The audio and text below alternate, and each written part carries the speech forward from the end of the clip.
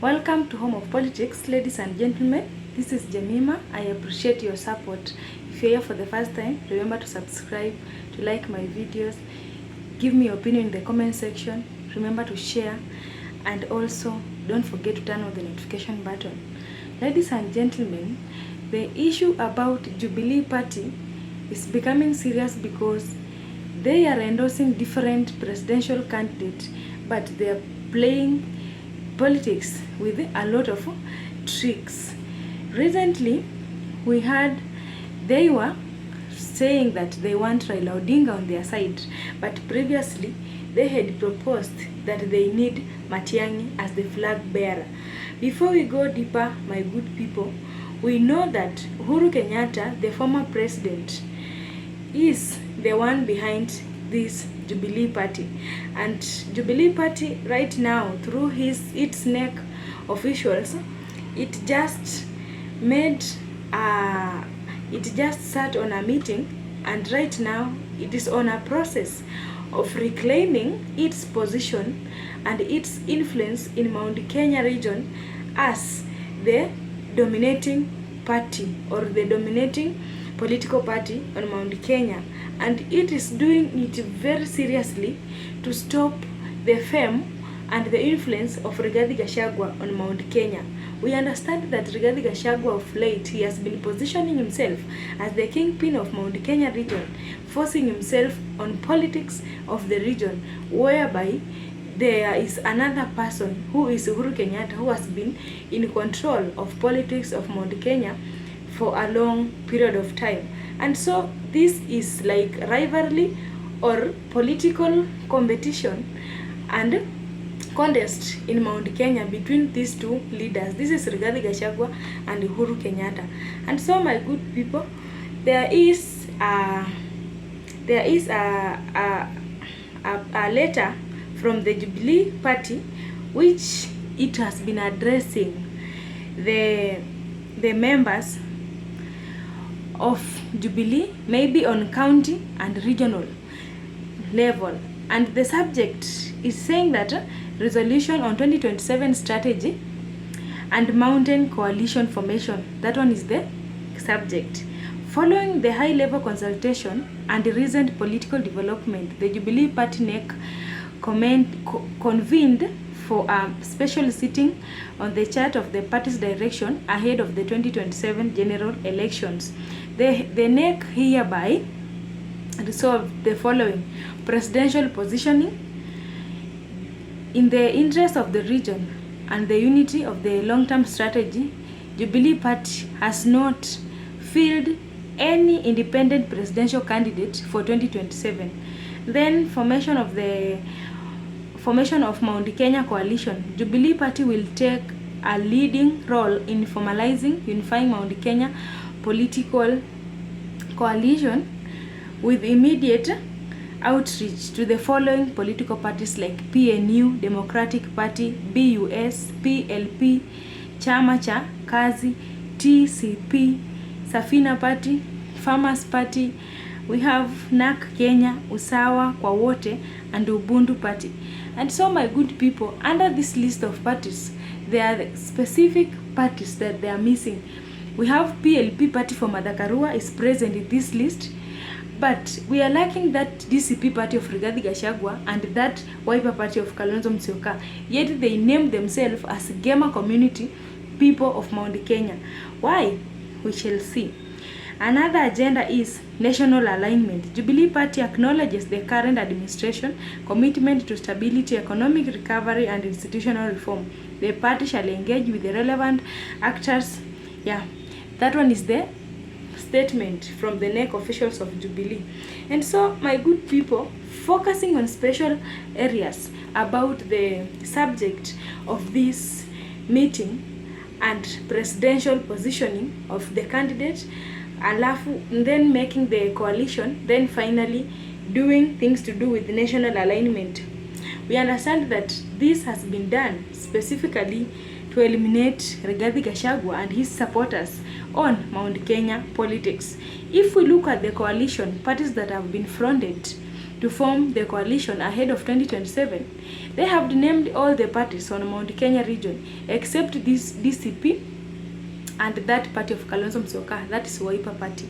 And so if you become too close to Rigathi Gachagua and you are influential while you reside on Mount Kenya, then it means that they are going to separate you aside and you will not be able to form a coalition with these parties that have been named. We see presidential candidate.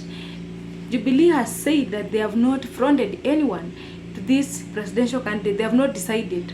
Earlier they had proposed Fred Matiang'i, but of late they are saying they want to front Raila Odinga if he will decide to dump President William Samoei Ruto and join them so that they can give him a ticket to vie as a presidential candidate in 2027, because they promise heaven they will support Raila Odinga. But ladies and gentlemen, here this is not about bringing Raila Odinga into opposition politics or Mount Kenya politics. It is about to block Rigathi Gachagua from dominating Mount Kenya region. He has been very famous and right now he's not in the state, he is in America. And we see the meeting of Jubilee is happening not coincidentally but intentionally. The time when Rigathi Gachagua is not around, the time when the government is intimidating the meeting of the people who support Rigathi Gachagua. This is to tell you that even the party and the supporters of Uhuru Kenyatta, they are not happy with this issue of Rigathi Gachagua's fame in Mount Kenya. They are not happy to support him and they are not willing at any cost to endorse DCP party as a party that can form a coalition with other parties in Mount Kenya. Why are they doing this? It is because Rigathi Gachagua has positioned himself as a person who is contesting for power and political strength with Uhuru Kenyatta. Yet Uhuru Kenyatta himself has not declared maybe to step aside from politics. We understand how it costs to form and to stabilize a political party, but someone coming from outside outshining you, making you look like a useless person, that is what is paining Uhuru's supporters. And we understand that before Uhuru Kenyatta reaches out to parties like PLP of Martha Karua, parties like Chama cha Usawa, parties like the Democratic Party, many parties, and leaves out DCP party of Rigathi Gachagua, then it means a lot. It is just an indication to tell us that Rigathi Gachagua has no influence even to these small parties that have been existing on Mount Kenya. This is because maybe they have been supporting him verbally, but coming on agreements, writing down on paper, talking about serious things on how they will share power or form coalition, Rigathi Gachagua is not ready at all. And this has been happening because Rigathi Gachagua himself has not come out to tell us his agenda, has not come out to tell us the structure that they're having to run this politics of the opposition. And so it becomes very difficult to understand the changing nature of Rigathi Gachagua and his politics, because he is not reliable to the people of Mount Kenya. That is the position that Jubilee and Uhuru Kenyatta have decided to take to fix and to give the direction of their own party on Mount Kenya. Mind you, Jubilee party is a national party, it is not a regional party. They are going to consolidate a lot of parties, just like the ones I've mentioned, to form a bigger coalition. The question is, will Rigathi Gachagua find himself in opposition outside the opposition? Because there is no one who is willing to give him a coalition. Even the small parties, they are not even willing to join DCP to form a coalition. We are seeing him bringing a lot of hopes, telling us that he has Matiang'i on the table. Matiang'i has no political party. If he is coming as an independent candidate, he does not have a party. Jubilee party has not endorsed him. They want Raila Odinga. Do you think this Rigathi Gachagua will benefit from anything to bring this Matiang'i on the table? More probably, ladies and gentlemen, Matiang'i will join the government, or he will do what Uhuru Kenyatta will tell him, because he is not very experienced in politics and he will have to do what Uhuru Kenyatta will tell him. So the issue here is, it is not to form Mount Kenya to be very strong. they are uniting all against Rigathi Gachagua, because no one is willing to do a coalition with Rigathi Gachagua on Mount Kenya. Or if they are there, then they don't have their own political parties. There are these leaders who jump from one political party to another, but they are not ready to establish their own parties. And so, my ladies and gentlemen, number one, Uhuru Kenyatta cannot support Rigathi Gachagua, because he knows Rigathi Gachagua is not a stable person. He changes with the time, and he cannot be a reliable politician to support. Number two, Uhuru Kenyatta and Jubilee want to corner Rigathi Gachagua into a small political party in a certain region, because if he is cutting off the support of Matiang'i to Rigathi Gachagua, it means that he is trying to cut off communities like Gusii community and supporters of Matiang'i from across the nation. And this tells us that DCP party will be reduced to a small party in a certain region, because Martha Karua, that one of PLP party, will be under this coalition.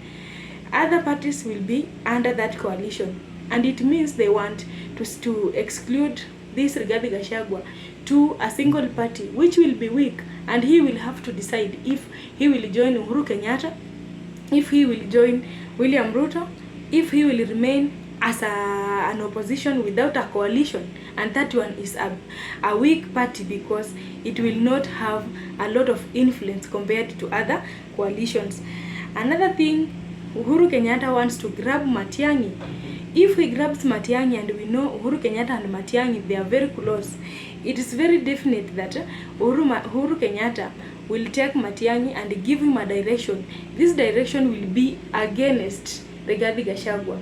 Obviously, if he succeeds to do that, Kalonzo Musyoka will feel weak and intimidated, and he cannot rally behind Gachagua. Kalonzo Musyoka will look for his way, maybe to follow the government or that camp of Uhuru Kenyatta, because they are salivating to have Raila Odinga, and Raila Odinga is supporting right now William Ruto.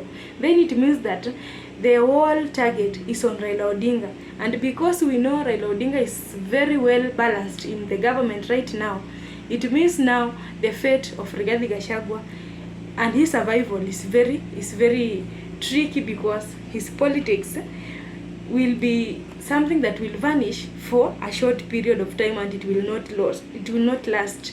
And so it tells us that Rigathi Gachagua and the mountain are repelling, because there is a stiff competition between Rigathi Gachagua and Uhuru Kenyatta.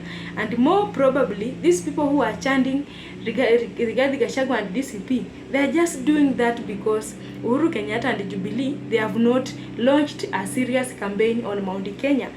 We know most people are very loyal to Uhuru Kenyatta than to Rigathi Gachagua. And so, Rigathi Gachagua is losing the mountain, and Uhuru Kenyatta is reclaiming his territories just like before. And because of that, Rigathi Gachagua will have to decide if he will work with Uhuru Kenyatta or he will stand independently.